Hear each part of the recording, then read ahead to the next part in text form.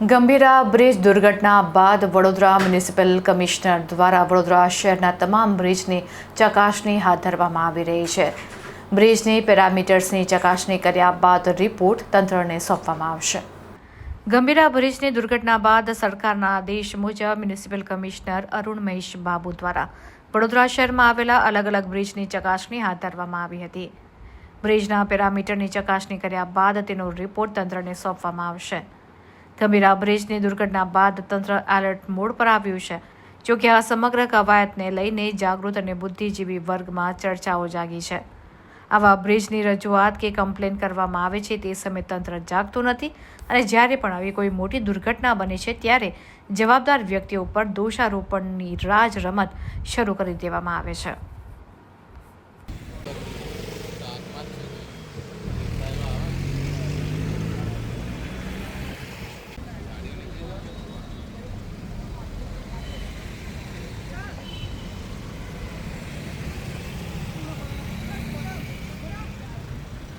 વડોદરા સિટીની અંદર જે બ્રિજીસ છે આ બ્રિજીસની લગભગ બે મહિના પહેલાં ઇન્ડિપેન્ડન્ટ એમ્પાનલ એજન્સીઝ દ્વારા ચકાસણી કરીને રિપોર્ટ રજૂ કરવામાં આવ્યું છે.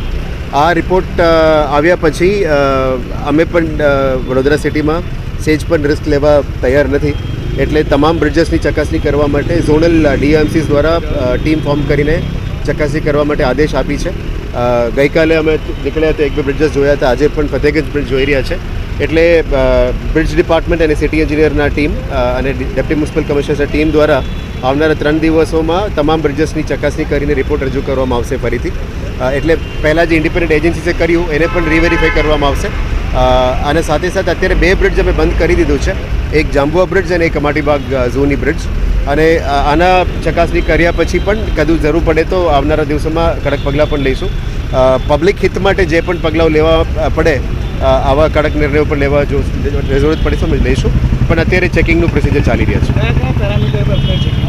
પ્રોસિજર આની અંદર ઘણા બધું ટેકનિકલ પેરામીટર્સ છે. એક તો સ્ટ્રક્ચરલ સ્ટેબિલિટી છે મેઇન, પછી કેરિંગ કેપેસિટી છે, પછી એની લોન્જિવિટી છે.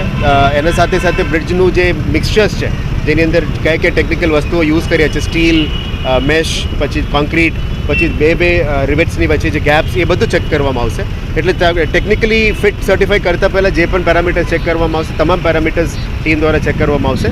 અને કદાચ રેટ્રોફિટિંગની કંઈ જરૂરત પડે, નાનું મોટું ફિક્સેશનની જરૂરત પડે, એ પણ કરી આપવામાં આવશે. સ્થાયી સમિતિ અધ્યક્ષે અગાઉ એમના મીડિયાને સંબોધતા તેમણે કહ્યું કે 40થી વધુ જેટલા બ્રિજો છે વડોદરામાં, 41 જેટલા બ્રિજ છે કે ફિટ છે. તમે શું કહ્યું? That is from independent agency. Independent 3 empanel agency દ્વારા રિપોર્ટ કરવામાં આવી છે. હવે આની ફરીથી રીવેરીફાઈ કરવા માટે જ આપણે સિટી એન્જિનિયરિંગની ટીમ અને બ્રિજીસ પ્રોજેક્ટ્સ દ્વારા એ ફરી ચકાસણી કરવા માટે એન્જિનિયરિંગ ટીમને પણ અમે મોકલીએ છીએ. ઇન્ડિપેન્ડન્ટ એજન્સીનો રિપોર્ટ ઉપર ફક્ત અમે નથી જતા. We want solid reports. એના બાબતમાં આવનારા દિવસો કરવાઈ રહેશે. સર, અત્યારે જે કામગીરી કરવામાં આવી રહી છે એવું નથી લાગતું કે આવી ઘટનાઓ પહેલાં આ કામગીરી કરવી જોઈએ? આ એન્યુઅલી કરતા જ આવતા હોય છે. એટલે every year we take a fitness certificate. Every year આ લોકો એની મોનિટરિંગ કરતા હોય છે. રિમાર્ક્સ કોલમમાં લખીને શું પ્રક્રિયા કરવામાં આવે છે એ રૂટીનમાં કરીને જ આવતા હોય છે. અત્યારે સાવચેતીના ભાગરૂપે અમે વધારાનું કડક પગલાં લઈ રહ્યા છીએ. ક્યાં જવાના sir? I have to C